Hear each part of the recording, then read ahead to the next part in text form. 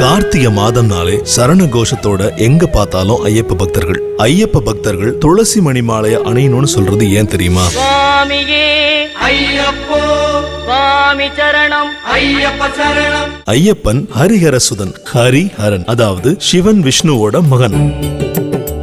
ஐயப்பனுடைய அவதாரம் நடந்ததும் ஐயப்பனை பம்பை ஆற்றங்கரையில விட்டுட்டு போன போது, பம்பை நதிக்கரையே உந்தன் பெருமைக்கு இணையில்லையே. மோகினி அவதாரம் எடுத்து தாயாக இருந்த திருமால் குழந்தையோட கழுத்துல ஒரு மணிய துளசி மாலையில கோர்த்து கட்டியிருக்காங்க. ஐயப்பனுடைய தாயான திருமால், அதாவது மகாவிஷ்ணுவுக்கு உகந்தது துளசி.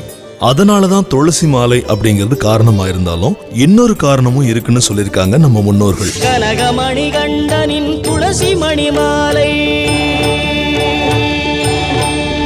துளசி உஷ்ணத்தை தரக்கூடியது. குழந்தை ஐயப்பனை பம்பை ஆற்றங்கரையில விட்டுட்டு போகும்போது நதிக்கரையில வீசக்கூடிய குளிர் காற்றுனால குழந்தைக்கு ஏதும் பாதிப்பு வந்துடக்கூடாது அப்படிங்கறதுனால வெப்பத்தை ஏற்படுத்தி உடல் உஷ்ணத்தை சமநிலையில வைக்கக்கூடிய துளசி மாலையை அணிவிச்சிருக்காரு திருமால். அப்படிப்பட்ட ஐயப்பனுக்காக விரதம் இருக்கக்கூடிய பக்தர்கள் காலை மாலை 2 நேரமும் குளிக்கணும் அப்படிங்கிறது நியதி. ஹரிஹரசுதன் ஐயன் ஐயப்பர் சுவாமியே சரணமையப்பா. கார்த்திகை மழை காலம், மார்கழி குளிர்காலம். இந்த குளிர்ந்த மாதத்துல 2 நேரம் குளிக்கும் பொழுது உடல் நல குறைவு எதுவும் வராம தடுக்கிறதுக்காகவும் உஷ்ணத்தன்மை வாய்ந்த துளசி மாலை உதவக்கூடும் அப்படின்னு சொல்லியிருக்காங்க.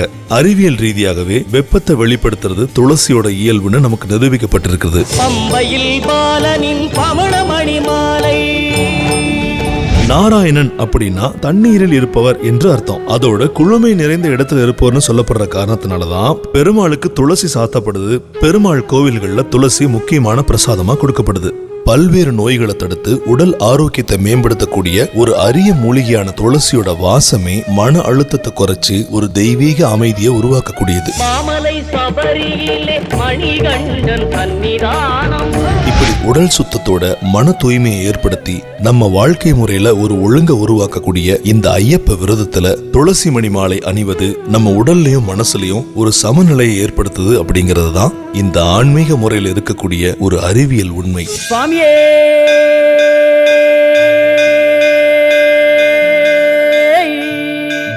சரணமையப்பா.